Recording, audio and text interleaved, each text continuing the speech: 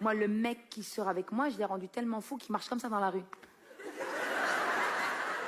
Moi, je sors avec un mec, je rentre dans sa tête, je fais de la cuisine. Bon, mesdames, je vais voir si vous avez mon level en psychose. Messieurs, vous allez juste voir si votre femme est normale.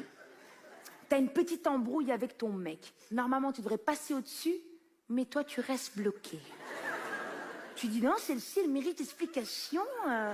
Et comme il n'a pas tout compris, tu te dis, je vais lui envoyer un texto qui explique bien toute la situation.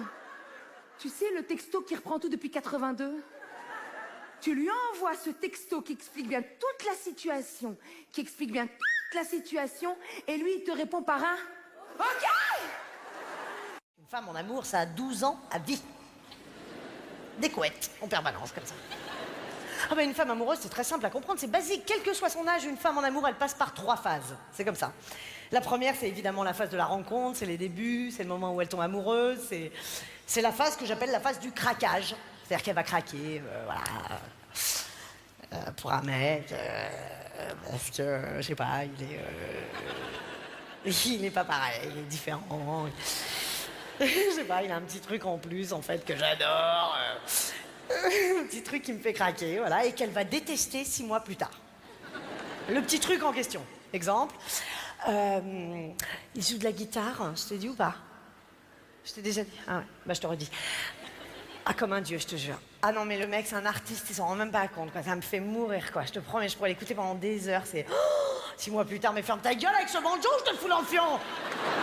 Arrête. Mais le problème, c'est que tu prends tout à cœur aussi. Non, excuse-moi, c'est ma sœur, donc c'est quand même normal que j'ai envie de connaître le prénom de ce bébé, c'est pas le secret de l'année. Non, c'est pas le secret de l'année, mais si c'est leur truc de pas dire le prénom, respecte ça, enfin, s'il te plaît. Non, t'as raison. Ta sœur pourrait au moins te le dire à toi. Surtout toi, t'es la meilleure pour garder les secrets. Oui, absolument. Tu te souviens le jour où elle t'a dit qu'elle était enceinte et qu'elle t'a demandé de surtout pas me le répéter, tu te souviens? Ça n'a rien à voir, c'est toi qui m'as fait gaffer. Je t'ai demandé est-ce que ça s'est bien passé avec ta sœur, tu m'as répondu elle est enceinte, t'appelles ça une gaffe, toi? Mais elle était énorme, de toute façon, tu t'en serais bien aperçu, non? C'était une question d'heure. Elle était enceinte d'1 mois, Isa. Bon, enfin, excuse-moi, mais enfin, c'est pas le sujet. Ouais. Je vais être très contente d'être tata, je vais adorer ce gosse. Voilà, je suis obligée de dire ce gosse. Donc je vais toujours dire ce gosse, le bébé, il, c'est nul, c'est complètement impersonnel. Alors, je vais te dire, lui, il est bon pour quelques séances de psychanalyse. Tu me diras, les chiens font pas des chats, quand tu vois le nombre d'années que ma sœur a passé sur le divan. Attends, ta sœur, elle est en psychanalyse? Voilà. C'est incroyable, ça. T'as vu, tu m'as encore fait gaffer. Après, ma sœur, elle veut plus rien me confier. T'es incroyable, hein. Mais ça va pas ou quoi? Je peux savoir ce que c'est, ça? Bah oui, c'est un préservatif masculin. Oui, très bien, oui. Et je peux savoir ce que ça foutait dans ton sac? Bah, tu penses bien que je l'ai pas utilisé, Loulou. Ceci est un préservatif masculin. Or, je suis une fille, donc même si je voulais l'utiliser, je ne pourrais pas puisque je suis une fille. Tu comprends? Oui. Oui, non, oui, c'est logique.